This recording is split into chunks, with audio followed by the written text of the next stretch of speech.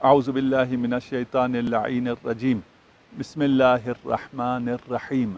رسالت مآب صلی اللہ علیہ وآلہ وسلم کا فرمان ہے، خیر اولادکم البنات، تمہاری اولاد میں سے بہترین بیٹیاں ہیں۔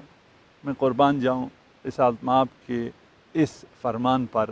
خدا نے بنات کو، بیٹیوں کو اتنی اہمیت دی کہ اسے اولاد نہیں، اولاد کے برابر نہیں، لڑکوں کے برابر نہیں، بلکہ لڑکوں سے بہتر قرار دیا کہ تمہاری اولاد میں جو بہترین ہوگا وہ بنات ہیں، وہ بیٹیاں ہیں، وہ بچیاں ہیں۔ اپنی بیٹیوں کی قدر کو پہچانو، اپنے ان پھول جیسی بچیوں سے، بیٹیوں سے محبت کرو، دوستی کرو، اس لیے کہ وہ تمہاری بہترین اولاد ہے، وہ تمہاری بہترین دوست ہیں، وہ تمہارے بہترین مشاور ہیں، ان سے مشورہ کرو۔ اور میں اس بات کو بہت شدت سے محسوس کرتا ہوں کہ جو ماں باپ اپنے اولاد سے، اپنی بیٹیوں سے دوستی نہیں کرتے، انہیں وہ کریج اور وہ ہمت نہیں دیتے کہ وہ آپ کے سامنے اپنے پیار اور محبت کا اظہار کر سکیں۔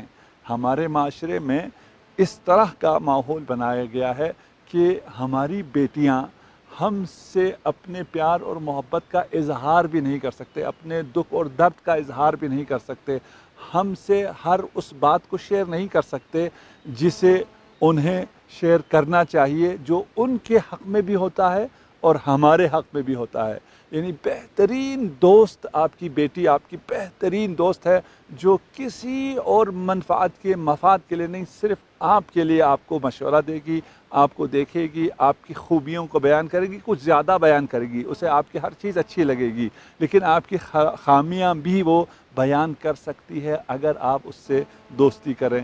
خیر اولادکم البنات، اپنی اس بہترین اولاد کو اگنور نہ کرو، اپنی اس بہترین اولاد کے ساتھ امتیازی سلوک روا نہ رکھو۔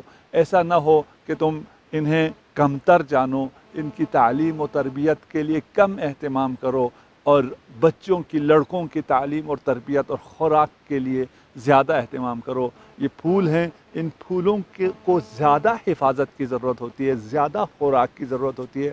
جہاں کھاد نہ ہو، جہاں زیادہ پانی نہ ہو، وہاں پھول نہیں کھلتے، گھاس وہاں پر اگ جاتی ہے، درخت وہاں پر چل جاتے ہیں۔ ان خوبصورت پھولوں کو اس طرح کھلنے کے لیے پانی چاہیے، حفاظت چاہیے، ماحول چاہیے، محبت چاہیے، فضا چاہیے۔ اس پرکیف فضا میں، اس بہار میں یہ پھول کھلتے ہیں، اور ان پھولوں کو زیادہ حفاظت کی ضرورت ہوتی ہے۔